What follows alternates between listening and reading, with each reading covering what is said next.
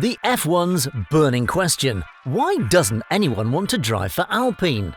Well, that's what we'll see in this video, so do be sure to stay until the end, and of course do subscribe to the channel. So F1 presenter Natalie Pinkham has questioned why Alpine appears to be struggling to attract and keep drivers in their team. Alpine made plenty of headlines at the start of the summer break as Fernando Alonso jumped ship to join Aston Martin after 2 seasons with Enstone. Given their respective places in the Constructors Championship, this seems like a big downward step from Alonso. However, Alpine's dramas didn't end there. Announcing Oscar Piastri, one of their academy drivers, as Alonso's replacement, the Australian driver took to social media to clearly state he will not be racing with Alpine in 2023.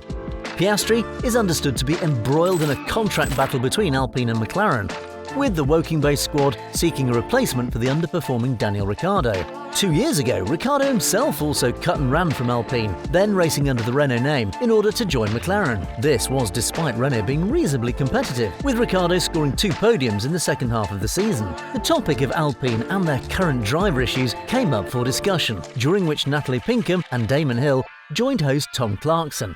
"I think the big question in all of this is why don't people want to drive for Alpine?" Pinkham said. "Why did Daniel leave in its last iteration of Renault? Why did Fernando leave? Why did Piastri jump and say, 'No, I'm not driving for this team. They're above McLaren in the table. It's a fast car.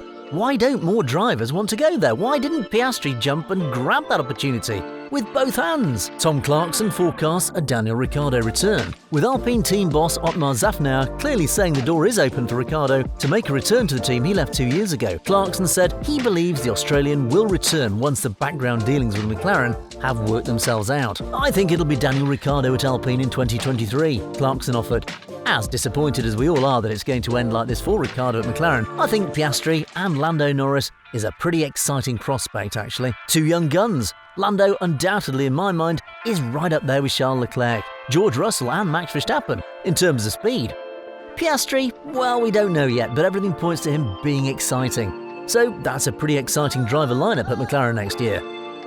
Given that Piastri seems to have thrown his hat in the ring with McLaren and opted against stepping up to F1 with Alpine despite his background with Enstone's backing, maybe he just thought McLaren is a better proposition in terms of a racing car, Pinkham pondered. But I don't know why that is, because the McLaren's clearly a handful. You're talking about an 8-time race winner in Daniel Ricciardo struggling to get to grips with this car. There's no guarantee for Piastri that he's going to be able to drive as well as, or better than, Lando Norris in that car. I'm just thinking about the nuances of this McLaren.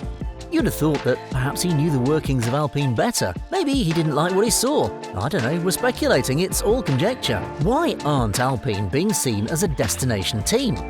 The questions posed by Pinkham are valid ones. After all, it's very hard to imagine a driver being confirmed at the likes of Red Bull or Mercedes, only for that driver to then do their best to sever those ties. But that's exactly what Piastri has done, despite being in the precarious position of having never even taken part in a Grand Prix before. Having enjoyed Alpine's backing since January 2020, winning the F3 and F2 titles while getting several outings in Alpine's F1 cars during tests, it's a huge statement from Piastri to distance himself from Alpine without being certain of having a very solid alternative. Alpine failed to be appreciative enough of Alonso's efforts throughout 2022, where despite him usually having the upper hand over Esteban Ocon, the team failed to offer him a long-term contract for the future. It's unsurprising then that Alonso chose to seek pastures new. There is still a chance, however slim, that Alpine could still call upon one of their academy drivers to line up alongside Ocon next season. Jack Doohan has made it clear that he's ready and eager if his chance comes. For a major manufacturer effort, it's pretty embarrassing for Alpine to be in the position they are, where a driver who left them so abruptly 2 years ago is likely their best option for next season. A driver who's been dropped from the team, who snaffled their desired option away, and a driver who really doesn't have any other options.